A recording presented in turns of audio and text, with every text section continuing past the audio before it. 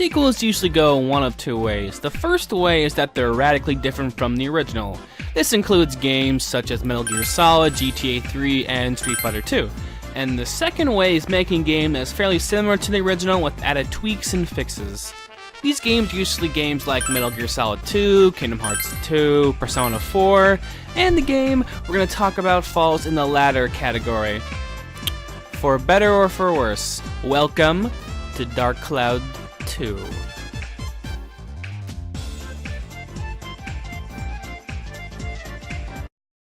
Dark Cloud 2, or it's called everywhere else Dark Chronicle, isn't an actual sequel to Dark Cloud. It's more of a spiritual sequel because besides the gameplay, there's nothing really tying this game to the original, which is why it's kind of confusing that they changed it from Dark Chronicle to Dark Cloud 2.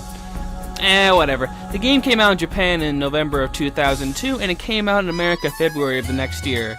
I wonder why it took so long. Guys, the game comes out tomorrow. We gotta figure out if we're gonna call it Dark Cloud 2 or Dark Chronicle. Come on, guys. Well, I think we should leave the title as Dark Chronicle, as I think it sounds more appealing and more... And, you know, people who hadn't played the first one are more likely to pick this one up, you know? Yeah, I think that'd be pretty good, you know? But, you know, people who bought the first one are probably gonna want to buy this one if they know it's a 2, if they think it's a sequel to this one. You know, people love that, you know? People will be like, oh, I bought the first Dark Cloud. I should buy the second one. I wanted to see what if it's better or not, you know? People might like that, you know, that's how it is, you know. I still think it's more beginner friendly to bring in Dark Chronicle so people, you know, would like that. And also it's the original title and it makes more sense. Instead, it's not even a direct sequel, it's more of a spiritual sequel. Dear God, that's why we can't get anything done in this office. Ah! We may never know.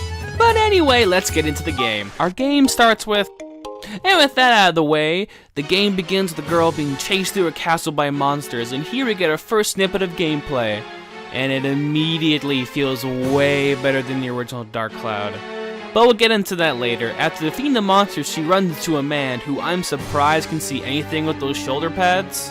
Meanwhile, I have absolutely no idea where this is supposed to be, but okay, I guess. Here we meet the first of our protagonists, Max, who is going to the circus, and when he's about to give his ticket to a clown who I swear is voiced by Troy Baker. You need a ticket to go in. His ticket is stolen from him by a random kid who looks like Ed from Cowboy Bebop for some reason. Max lets him have the ticket and he's going to spotlight mode, and the kid tells him to hurry and that the door is waiting for him, and turns into Navi and flies away. And he reacts like most people would. Grabs his ticket and runs to the circus, of course. I mean, I'd probably do that, or I don't know, scream because the person turned into light and flew away. But yeah, that's just me. Upon entering the circus, he sees this.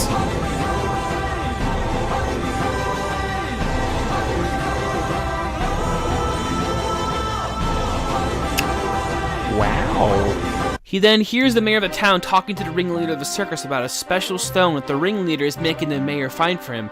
And Mac just so happens to have a stone around his neck. I see no connection here whatsoever. He's probably just gonna go home, you know, relax, play some Xbox, or get chased out of the tent by clowns. You know, one or the other. I'm not sure which one, honestly. And after running outside the tent, he escapes the clowns with the help of Jimmy Neutron of all people. This way! Unlike the first game, this game actually has voice acting. And yeah, because the original just had the sound clips that would play whenever you were attacked or you're attacking. I wanna die. Yeah, this game actually has an interesting voice cast, such as Scott Menville, aka Robin from the Teen Titans, Paul Edding, aka Grandpa Max from Ben 10, who plays Cedric, and as I said before, Debbie Duryberry, aka Jimmy Neutron, plays Donnie, who saves you from the ringleader and tells you the only way is out through the sewers. And it gives you a walkie-talkie and you head into the first dungeon. And here's where we get our first extended session of gameplay. As I said before, this is much better than the original. For starters, you have a gun. So we are at a 10 out of 10 here.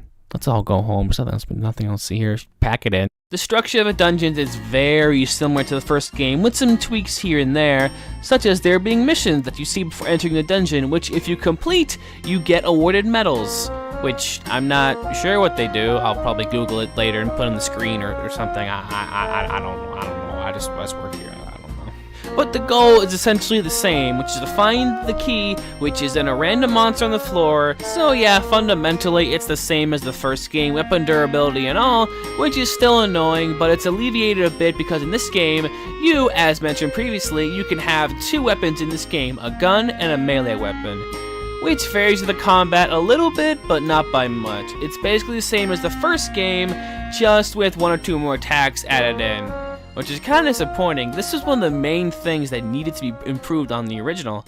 But do you know what they did improve in the sequel? The weapon system. Oh boy, we talk about weapons. It's one of the things that I actually really liked from the original, and it's much deeper here. You can, quote-unquote, spectrumize any item into a spear, which you can use to boost your stats of your weapon and give weapons different elements like holy, fire, wind, and make it more effective against certain enemy types. And you can actually buy weapons from shops, thank God for that, because it was one of the worst parts of the last games. Speaking of shops, I can't believe I forgot to mention how bad the shops were in the first game. And in that game, you have to grab what you want from the shop and put it in your inventory. And you can only buy one of each item. You have to check out before you can buy another of the same item. It's awful. It's like going to the grocery store, and if you have, say, like 4 sticks of butter, you have to individually check out every single stick of butter before you can buy another one. That doesn't sound fun. Is it fun? It's not. Moving on.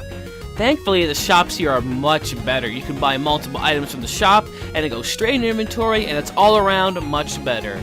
It's the little things that make it better. Like, for instance, those stupid glowing spots that I mentioned in the first video are fixed. So whenever you approach them, it flips a coin, and whatever happens depends on what side a coin turns up. It still has a random element to it, but at least you have some control over what happens to you. Overall, there's nowhere near as much RNG in this game, which is always a plus in my book.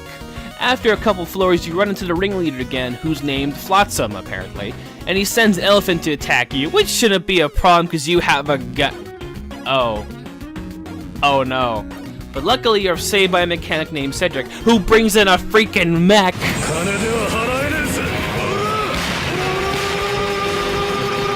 Unfortunately, it runs out of power, so they have to run away to craft a new power cell. And this is where we're introduced to the crafting system in this game, and it's really weird. Basically, it goes like this. Max either examines something or is told something by someone and gets an idea for an item, which you then have to go take pictures of the items you need, then go into the crafting menu and put the pictures of the items you need together to make a blueprint of the item, and then you can go get the materials you need for the item, and then you can craft it. Why is it so complicated? At least to get a freaking mech out of it, so, you know, that's a plus in my book also. Okay, and the mech itself is kind of like an extra weapon for mechs. Instead of a durability meter, there's a fuel meter, and that goes down every single time you attack, or you are attacked, and the only way you can get it fixed is to go back to Cedric, who can repair it. And when you're over there, you can buy new items, you can equip onto them, or you can also trade in all the experience you got from beating all the enemies and stuff, put that in upgrades, such like more health, does more damage, more defense, stuff like that. And thanks to its help, you beat the elephant, move towards the end of the dungeon, and you fight Flotsam's giant robot and defeat it, and you finally make outside the city, and the second you do, a train pulls up with Cedric and it's telling you to get on. Why didn't you tell me about the train sooner? I had to fight an elephant in there. I had to fight a giant robot. I had to fight a bunch of clowns. It was just, why did you tell me, man? I thought we were cool. Don't touch me. Don't you ever touch. After boarding a train, you're attacked again by Flotsam. Geez, get a hobby, man, or something. After blowing up his car, he tries to freaking kamikaze himself. But he's stopped by Ed from Cowboy Bebop, who turns out to be the girl that's from the opening of the game. She tosses him off the train, reveals herself to be 100 years in the future, and their name is Monica. Just Monica. Only Monica. Always Monica. Monica's love. Monica's love. And with that, she joins our party. Unfortunately, the train is blocked from moving forward by a bunch of rocks, but it's actually a good thing, because someone from the future has been changing the past and messing up the timeline, and the Force is one of the places that is being affected by it. So they need to get the help of the Burbits, who love grape juice, and when they move their arms around, it's like Mr. Krabs when he walks. This is how you ask a favor? Apparently, someone disappeared into the woods. We have to help them in order to get their help. So we enter the forest when there's even more dungeon crawling. This gets old so quickly. And this is around the time when I stopped playing, unfortunately. There were a bunch of genuine improvements here, and I do think that this game is better than the first one, but the core gameplay gets stale way too fast. Man, there's so much potential for this game. If there was another one of these with more refined gameplay, that could be a really good game. There was apparently a plan for a third game for the PlayStation 3, but unfortunately they didn't get too far into development before it was cancelled. There might be one later down the road, but it seems unlikely at this point, which is a shame. Now, let us move away from the Dark Cloud series into something I've wanted to do for a very, very long time. So join me as we take our first step in our journey through the Kingdom Hearts series. Hey, thanks for watching, and if you want to see more, remember to click that subscribe button so you can see more, as long as the YouTube algorithm doesn't screw me over. Ah, well, whatever. And if you want to see more, I also have my previous video, which is the review for the first Dark Cloud, and me and a couple friends of mine are playing through the original Dark Souls in our Dark Souls Prepare Not to Die edition. It's a fun time, you know, stop by, hang out, just, you know, it's a good time. But anyway, thanks for watching and have a good day.